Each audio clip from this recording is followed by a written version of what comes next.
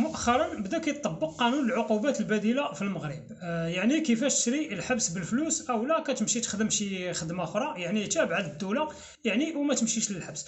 ولكن هذه الجرائم او الجنح اللي غادي نذكر لك دابا يعني راه ما داخلينش في قانون العقوبات البديله. الاولى جرائم متعلقه بامن الدوله والارهاب. الثانيه عندنا الاختلاس والغدر او الرشوه واستغلال النفوذ وتبديد الاموال العموميه. الثالثه غسيل الاموال او تبييض الاموال.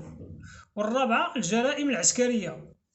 الخامسة الاتجار الدولي في المخدرات. والسادسة الاتجار في المؤثرات العقلية بحال القرقوبي وداكشي، يعني هنا أصحاب لي فارماسي خصهم يردوا البال.